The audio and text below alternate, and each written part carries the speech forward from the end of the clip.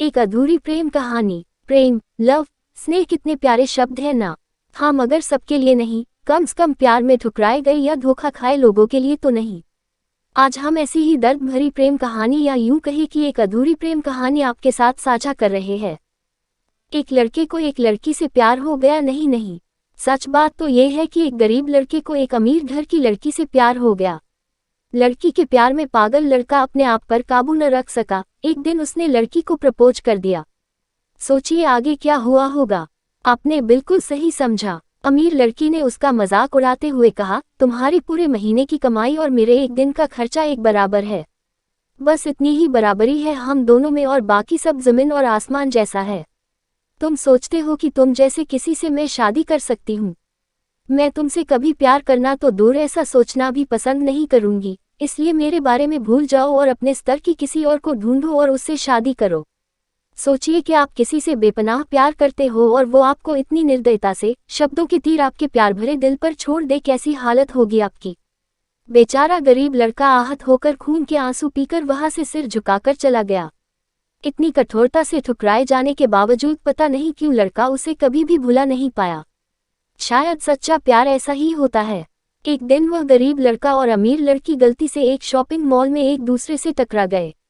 लड़के ने तुरंत उस लड़के को पहचान लिया और कहा, अरे तुमने अपने स्तर की कोई लड़की ढूंढकर उससे शादी की या नहीं? मैंने अब एक बहुत ही स्मार्ट आदमी से शादी कर ली है, जिसकी 1 महीने की सैलरी 10 लाख रुपए है। क्यों, अच्छा हुआ ना मैंने तुमसे शादी नहीं की।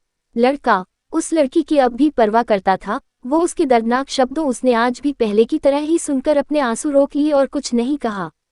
लड़की अकेली मॉल नहीं आई थी। उसका पति उन्हें बातें करते देख उनके पास आ पहुंचा।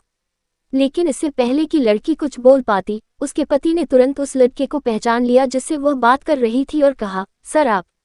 गुड आफ्टरनून सर, मुझे लगता है आप मेरी पत्नी से मिल चुके हो। गुड आफ्टरनून, लड़के ने लड़की के पति से कहा।